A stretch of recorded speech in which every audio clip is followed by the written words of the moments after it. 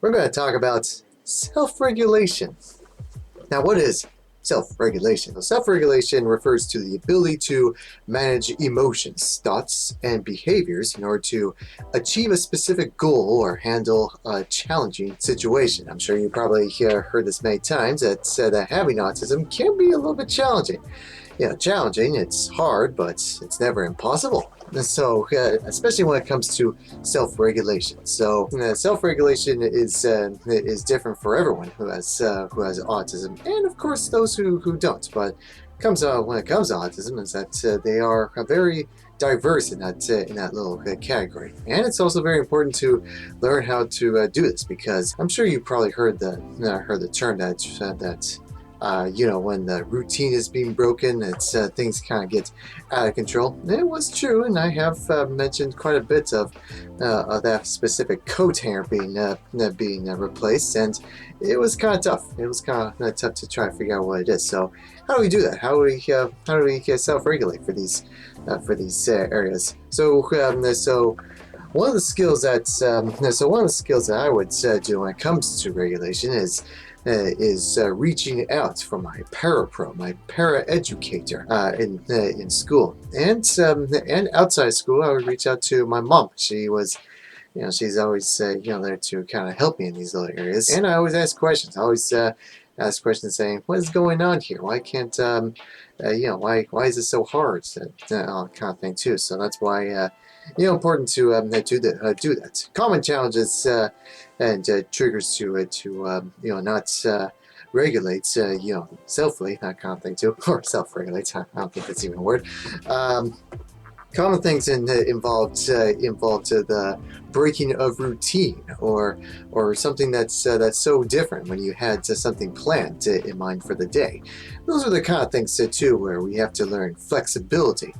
And I am one of the first to tell you that flexibility in the world of autism can be very difficult, but never impossible. So what do? Well, we practice. We practice on the change of routine. We practice on days where things can be entirely different. In other words, we became very adventurous when it comes to these things. Like my mom, she, even a more recent example. Well, I guess probably won't be that recent, but examples would be getting a driver's license. My mom wanted me to have a driver's license. She knows that it was time, and she knew that I could do it. And for me, I was like, well, it was new. It was kind of scary at first, but we practiced. We practiced on learning how to drive. My dad taught me how to parallel park, and both my parents taught me a bunch of new things that go on for that kind of stuff, and had to learn flexibility, and also learn how to once again take on the challenge and all that kind of thing too. Take on a challenge with a smile on your face. It's the way we work. It's the way we work, and then it's the way we make autism works. Make autism much more workable in that sort of area.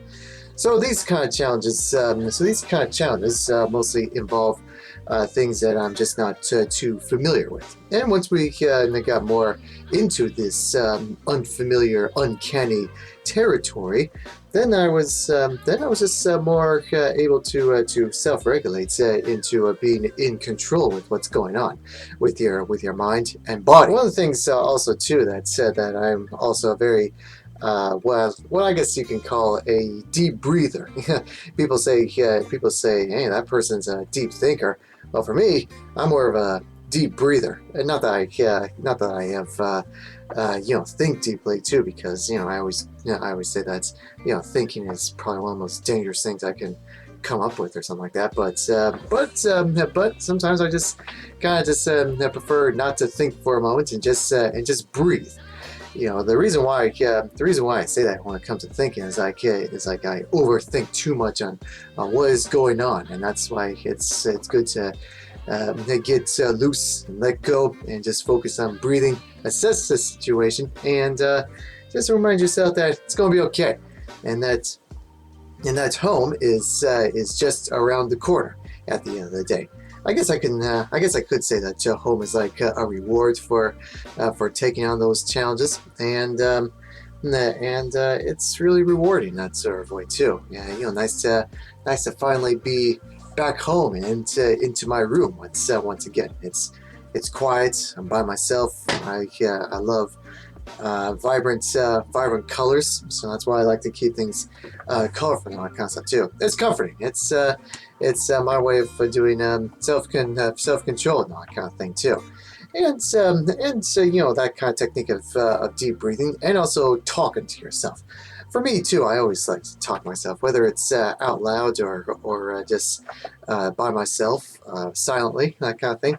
It's just my way of telling myself that you got this. And it's like come on, keep going. Your ancestors have gone through hardship. Might as well make them proud and that kind of thing too. That's the kind of motivation I would do. It's like come on, get up, and just keep on going. Don't fall behind. Don't trail back. It's that kind of motivation to me. That's it works. For me personally, that concept too. Everyone's kind of different when it comes to motivation. You can be more calming, or you can be more direct. It's all up to you. There's no right or wrong way when it comes to motivation, because everyone's motivated in different kind of ways. so that's very important for that concept too. The importance of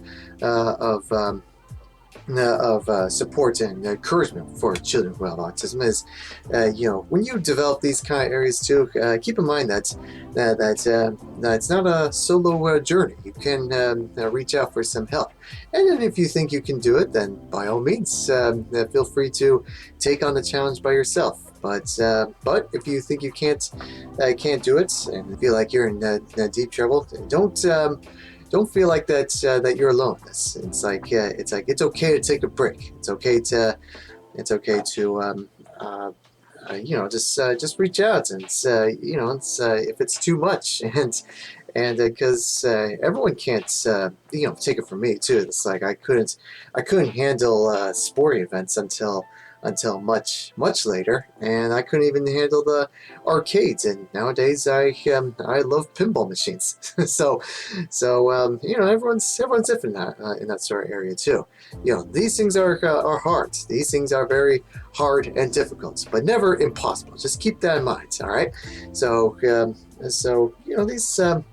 these things, I would say they do take time. Like I mentioned with eating eggs. I couldn't eat eggs, but nowadays I love eggs over heart. Kind of thing too. It's taste buds tend to mature, and so does the stimulus, and mind and body mature too. It's it's a very it's a journey, and all of it is a journey. And I've heard. I've heard parents reach out to me saying that, will my child be able to talk? And all I have to say is that it all comes in progress. If when you start forming words, if it's you're speaking your first words at age 10 or anything like that too, it still counts as progress. Everyone's different in that sort of in that topic, and I do believe that everyone can be encouraged and develop maturity in their own paces. So there's you can't speed up progress, and you can't speed up progress by force. But what I can do is provide encouragement to build up and encourage this progress as we go on in this journey. And progress is progress, and the ultimate way is to challenge just about anything. And self-regulation, for this area too. It's like you can take on so many challenges, all there, but it's always important to check in with yourself. That's what my parents always told me. It's like check in with yourself, and one of my things that was probably like a poor example of this was thinking I could do it without.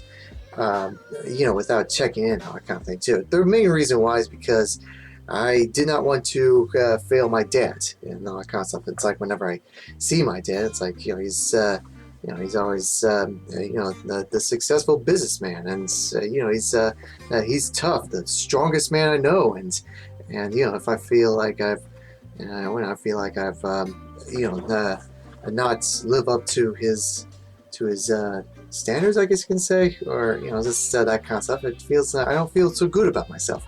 But my dad, he always tells me, check in with yourself. It's okay if you need to take a break. It's okay to slow down and all that kind of thing too. Just don't hurt yourself. That's what he always says. And I've learned through encouragement and appropriate discipline that it's okay to just slow down, and also to self-regulate, that kind of thing too. It's very important for that kind of thing too. So if I can do it, so can you. It's a team effort for these kind of things too, and the strategies for that, to remind myself about that, is to take a moment to reach out, talk to yourself, deep breathing, and know that if it's too much, then you gotta retire for now. And then keep in mind too that you're gonna go back to that to arcade when you are ready. Don't feel like you have to go there right away. Just take some time and try to if I feel like just take your time and maybe even practice playing video games at home. Excuse me. And and then when you play video games at home, then you can make the choice to play video games in a public hangout, which is known as the arcade. that's how I get to learn how to do all that, and those little tiny baby steps of improvement. Then it works. For me, it works. So give that a try. All that good stuff too. That's how I found the success in the self-regulation too. Is that know that know your limits, and know your limits on these particular areas. I always say that there are no limitations, only adjustments, and that is true. There's some adjustments for these kind of things too. And limitations. It's like I don't want to be limited, and I don't want others to feel limited in those little areas. It's just only adjustments. So I apologize for wording that improperly. So take it from me. Even I make mistakes here and there too. Even when I'm doing this professionally, all that kind of stuff. Even professionals make mistakes. So if you feel like you're making mistakes and you feel bad about yourself for these little mistakes, please don't feel bad. It's it's just everyone makes mistakes, and that's welcome to the human condition. You are going to fail, and when you fail forward.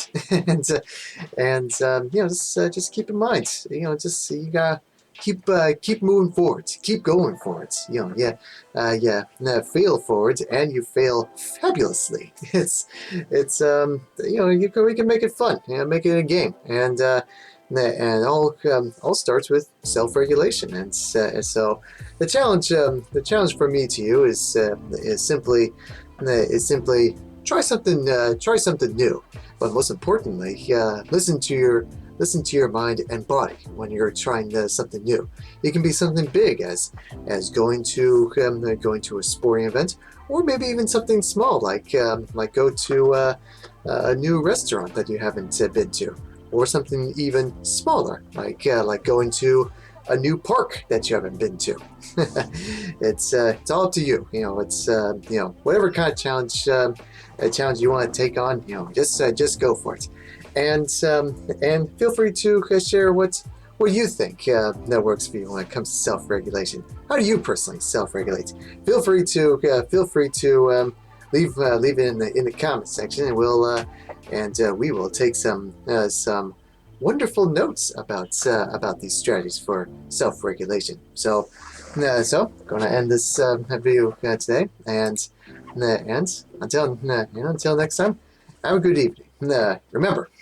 Remember, there are no limitations, only adjustments. And when you fail forward.